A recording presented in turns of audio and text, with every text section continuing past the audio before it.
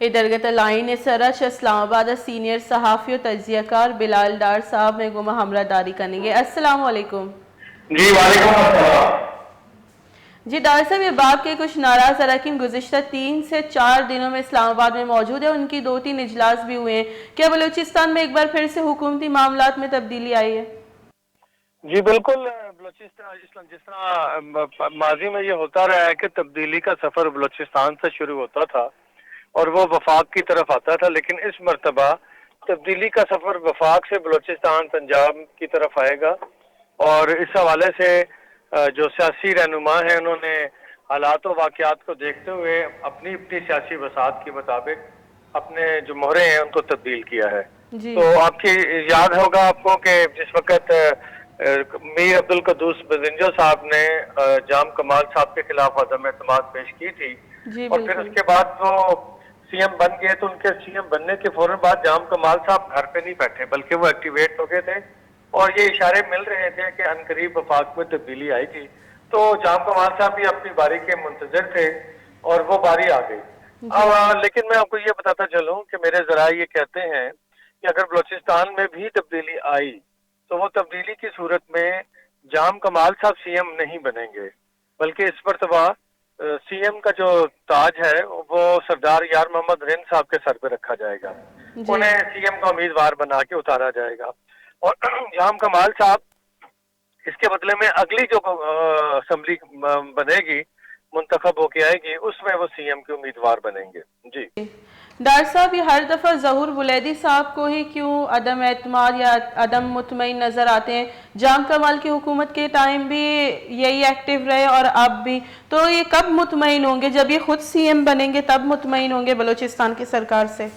देखिए, सियासत में नजरियात बदलते हैं, सियासत में इख्तिलाफात पैदा होते हैं। आज के हरीफ कल के हलीफ बन जाते हैं और कल के हलीफ आज के हरीफ बन जाते हैं। जी सियासत में ये तब्दीलियां कोई अनहोनी या नई बातें नहीं है। अगर आप आज उठा के देखें तो कल आसिफ अली जरदारी के खिलाफ मुस्लिम लीग नवाज की मेन लीडरशिप, जिसमें शहबाज शरीफ साहब पेश थे, वो किस तरह के जुमले बोलते थे और आसिफ अली जरदारी साहब इनके बारे में क्या कहते थे।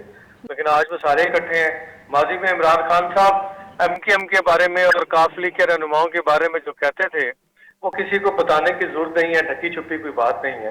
तो जी सियासत में ये इख्तिलाफात पैदा होते हैं और हर सियासी लीडर की ये कोशिश होती है कि वो अच्छी से अच्छी पोजीशन पे आ सके। तो इसी तरह ज़हूर बुलैदी साहब के भी कुछ इख्तिलाफात तो कुछ दिनों के बाद ही गवर्नमेंट बनने के बाद सामने आ गए थे, तो वो इख्तिलाफात तो अभी भी चल रहे हैं। वो चीजें अब किसी न किसी मंतकी अंजाम को तो पहुंचनी है। और बलूचिस्तान की सियासत में तो खास तौर पे एक रात कबल सारे इकट्ठे होते हैं और अगली रात पता चलता है कि अक्सरियत जो है वो अपनी राय बदल चुकी है, अपनी पोजीशन बदल चुकी है। जी तो ये इसी तरह का एक पुरानी प्रैक्टिस है जो जारी है। डार साहब, ये सेकेंड राउंड के जो अदम एतमाद हो गए, इसमें आप बलूचिस्तान सरकार के साथ असेंबली में उसको अपोजिशन को कहाँ देखते हैं? देखिए, अपोजिशन भी सारी बात है। अब जिस तरह से वफाक के अंदर अगर बाप पार्टी, जो मेरी इतलात है आज कि जो बाप पार्टी का नाराज धड़ा है वो इमरान खान से अलहदगी का ऐलान करेगा, वो उनके साथ नहीं जाएगा, वो पीडीएम के साथ जाएगा और पीडीएम की हमायत करेगा या पीडीएम को वोट करेगा, जो भी उम्मीदवार आएगा, और तहरीक अदम एतमाद को सपोर्ट करेंगे। ये सपोर्ट इसी बुनियाद पे होगी कि वफाक के अंदर जब ये तब्दीली हो जाएगी और बलूचिस्तान की बारी आएगी तो बलूचिस्तान में जितने भी पीडीएम के मेंबरान सूबाई असेंबली हैं वो इस तहरीक अदम एतमाद को सपोर्ट करेंगे।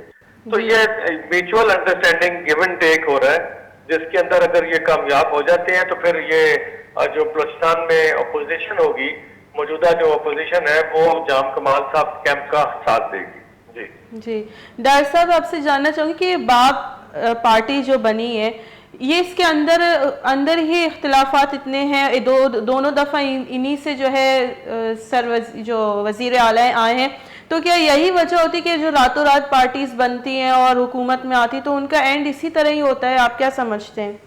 जी हाँ, बिल्कुल। जो ऐसी पार्टियां बनती हैं जो किसी दबाव के तहत बनाई जाती हैं या किसी लालच के तहत लोग इसको ज्वाइन करते हैं, ऐसी पार्टियों के अंदर फिर कोई नजरिया नहीं होता बल्कि नजरिया जरूरत होता है।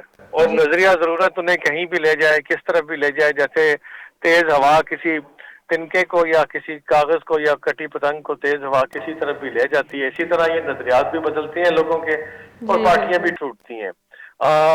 ये जो अभी इस वक्त मूव चल रही है, मैं ये समझता हूँ ये आगे चल के जो लगता यूं है कि बाप पार्टी मुकम्मल तौर पे अगले इलेक्शनों में खत्म हो जाएगी या जी इसके पास टिकट होल्डर ही नहीं रहेंगे।